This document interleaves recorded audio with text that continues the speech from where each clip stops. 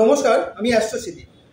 আজ আলোচনা 2025 সালের মে মাসে তুলা রাশির মাসিক রাশিফল কেমন যাবে 2025 সালের মে মাস তুলা রাশির জাতক জাতিকাদের। প্রথমেই জানবো এই মে মাস 2025 সাল এমন একটা বিশেষ মাস যে মাসে তিনটে বড় গ্রহ তাদের রাশি পরিবর্তন করতে চলেছে। দেবগুরু বৃহস্পতি 15ই মে তার রাশি পরিবর্তন করে দীর্ঘ 1 বছর পরে বৃষ রাশি থেকে মিথুন রাশিতে প্রবেশ করতে চলেছেন। তেমনই দীর্ঘ 12 বছর পরে দেবগুরু বৃহস্পতি মিথুন রাশিতে অধিষ্ঠিত হতে চলেছেন। অন্যদিকে রাহু কেতুর সঞ্চার যেহেতু একসাথে হয়, দীর্ঘ 1.5 বছর পরে রাহু 18ই মে তার রাশি পরিবর্তন করে মীন রাশি থেকে কুম্ভ রাশিতে প্রবেশ করতে চলেছেন। তেমনই দীর্ঘ 18 বছর পরে রাহু কুম্ভ রাশিতে অধিষ্ঠিত হতে চলেছেন। অন্যদিকে কেতুও দীর্ঘ 1.5 বছর পরে তার রাশি পরিবর্তন করে 18ই মে কন্যা রাশি থেকে সিংহ রাশিতে যেমন প্রবেশ করতে চলেছেন, তেমনি দীর্ঘ 18 বছর পরে কেতু সিংহ রাশিতে অধিষ্ঠিত হতে চলেছেন। সুতরাং 2025 সালের মে মাসে যে তিনটে বড় গ্রহ রাশি পরিবর্তন করতে চলেছে, তার ফলে তুলা রাশি জাতক জাতিকাদের মধ্যে কি প্রভাব পড়তে চলেছে, কি পরিবর্তন আসতে চলেছে, তাদের শিক্ষা, তাদের স্বাস্থ্য, তাদের অর্থ, কর্মজীবন, ব্যবসা ক্ষেত্র কিংবা দাম্পত্য জীবনের ওপর কি প্রভাব পড়তে চলেছে, কি পরিবর্তন হবে, কোন কোন ক্ষেত্রে পজিটিভ, কোন কোন ক্ষেত্রে নেগেটিভ ফল আসবে, সেই সমস্ত বিষয় নিয়েই আজকের আলোচনা করব। তবে মূল আলোচনায় যাওয়ার আগে আর একটা বিষয় আমাদের জানা দরকার। এই যে আলোচনা, এই যে রাশিগত ফলাফল, এটা বিশেষত বর্তমান সময়ে গ্রহদের অবস্থানের পরিপ্রেক্ষিতে।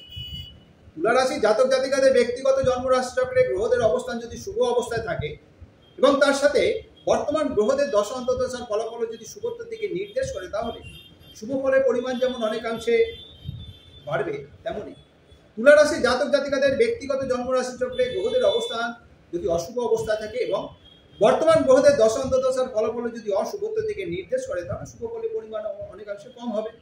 সুতরাং বর্তমান সময়ে গ্রহদের অবস্থানের পরিপ্রেক্ষিতে যে রাশিগত ফলাফল, যে আলোচনা, তার সাথে তুলা রাশি জাতক জাতিকাদের ব্যক্তিগত জন্মরাশি চক্রে গ্রহদের অবস্থান এবং বর্তমান গ্রহদের দশা অন্তর্দশার ফলের মধ্যে একটা বৈষম্য, একটা তারতম্য হতে পারে।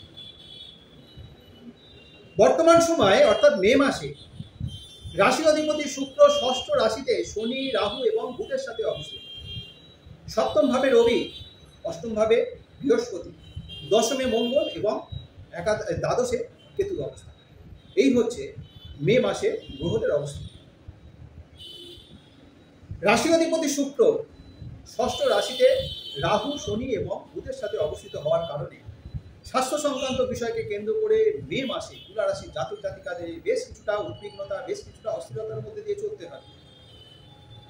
ভাগ্য ভাবের অধিপতি বুধ ষষ্ঠ রাশিতে নিচস্থ অবস্থায় অবস্থিত থাকার কারণে স্কিনের কোনো সমস্যা, অ্যালার্জি কোনো সমস্যা দেখা দেওয়ার একটা প্রবণতা থাকবে।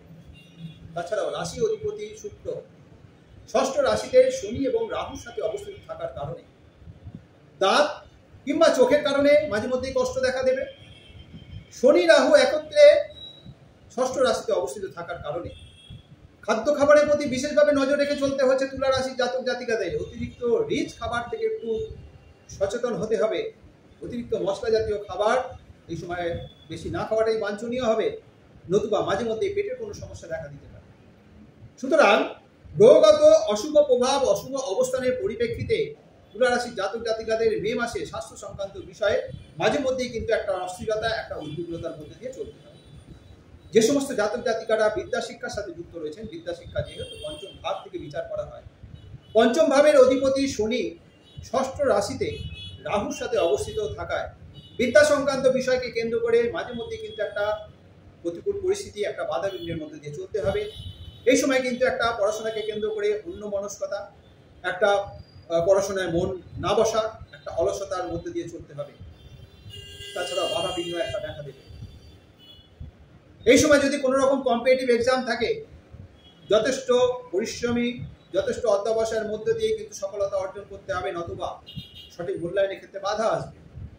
তবে যে সমস্ত বিদ্যা শিক্ষার্থীরা উচ্চ বিদ্যা শিক্ষার জন্য দূরে কোথাও যাওয়ার পরিকল্পনা করছেন, তাদের যেমন সেই স্বপ্ন বাস্তবায়িত হবে, তেমনি যারা ভালো কোনো কলেজে অ্যাডমিশনের চেষ্টা করছেন, তাদেরও কিন্তু সেই স্বপ্ন বাস্তবায়িত হতে পারে।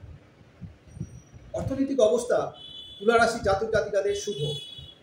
ধনভাবের অধিপতি মঙ্গল কেন্দ্রে অবস্থিত, আয় ভাবের অধিপতি রবি উচ্চ অবস্থায় মাসের প্রথম ভাগে অবস্থিত থাকায় এবং ধনভাবে যেহেতু মাসের প্রথম ভাগে দেবগুরু বৃহস্পতির দৃষ্টি থাকছে এবং মাসের দ্বিতীয় ভাগে আয় ভাবের অধিপতি রবি দৃষ্টি ও ধনভাবে থাকার কারণে অর্থনীতি সংক্রান্ত বিষয়কে কেন্দ্র করে একটা শুভত্বের নির্দেশ করছে।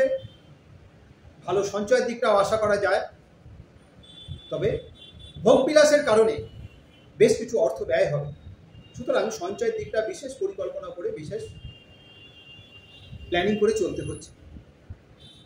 যারা চাকরি জীবনের সাথে যুক্ত রয়েছেন অর্থাৎ যারা চাকরিজীবী তাদের জন্য কর্মভাবের অধিপতি মঙ্গল নিচস্থ অবস্থায় অবস্থিত, কর্ম নিয়ে বেশ কিছুটা চিন্তা ভাবনার মধ্যে দিয়ে চলতে হবে। কর্মক্ষেত্রে অযথা মাথা গরম যাতে না হয় সেদিকে যেমন নজর রাখতে হচ্ছে, সহকর্মীদের সাথে যাতে অযথা তর্ক বিতর্কে জড়িয়ে পড়তে না হয়, মতভেদ মনোমালিন্যের যাতে সম্ভাবনা তৈরি না হয় সেদিকে একটু নজর রেখে চলতে হবে। তবে উপরওয়ালা কিংবা বসের সাপোর্ট সবসময় পাবে তুলা রাশি জাতক জাতিকারা যারা চাকরিজীবী। যে সমস্ত চাকরিজীবী যারা কোনো রকম রিসার্চ ওরিয়েন্টেড কাজের সাথে যুক্ত রয়েছেন কিংবা যারা গভর্নমেন্ট সেক্টরে জবের সাথে যুক্ত রয়েছেন তাদের জন্য বিশেষ শুভ। এই সময় তাদের বেশ সফলতা নির্দেশ করছে। তবে কর্মক্ষেত্রে কোনো রকম গুপ্ত শত্রুতার কারণে ক্ষতিগ্রস্ত হতে যাতে না হয় সেদিকে বিশেষভাবে নজর রেখে চলতে হবে।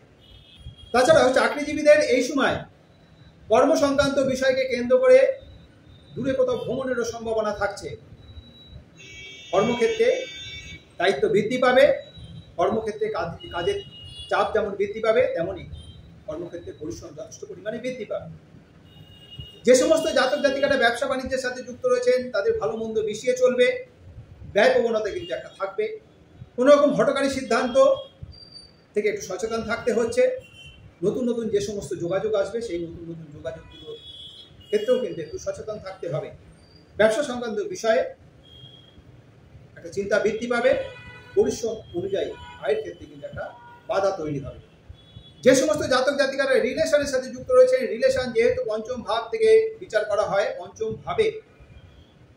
পঞ্চম ভাবের অধিপতি শনি, ভাগ্য ভাবের অধিপতি বুধ এবং রাশির অধিপতি শুক্র একত্রে অবস্থিত থাকায় রিলেশনের ক্ষেত্রে বেশ সফলতার নির্দেশ করছে। তবে রাহু একত্রে অবস্থিত থাকার কারণে 18 তারিখ পর্যন্ত রিলেশনকে কেন্দ্র করে যাতে অযথা তর্ক বিতর্ক মনোমালিন্য মতবিরোধ না হয়, দূরত্ব তৈরি যাতে না হয়, নিজেদের সম্পর্ক যাতে মজবুত থাকে, দৃঢ় বন্ধনে আবদ্ধ থাকে সেদিকে বিশেষভাবে নজর রেখে চলতে হবে। রিলেশনের ক্ষেত্রে কোনো রকম কনফিউশন দেখা দিতে পারে, সুতরাং রিলেশন যাতে মজবুত থাকে সেদিকে একটু নজর রেখে চলতে হচ্ছে। যারা দাম্পত্য জীবনযাপনের সাথে যুক্ত রয়েছেন, দাম্পত্য ভাব যেহেতু সপ্তম ভাব থেকে বিচার করা হয়, সপ্তম ভাবের অধিপতি মঙ্গল দশমে অবস্থিত হয়, দাম্পত্য ক্ষেত্রে এই সময়ে যথেষ্ট শুভত্বের নির্দেশ করছে। একাদশ ভাবের অধিপতি রবিও সপ্তম ভাবে অবস্থিত থাকার কারণে পারিবারিক সুখ শান্তি বজায় থাকবে, নিজেদের মধ্যে আন্ডারস্ট্যান্ডিং যথেষ্ট ভালো থাকবে।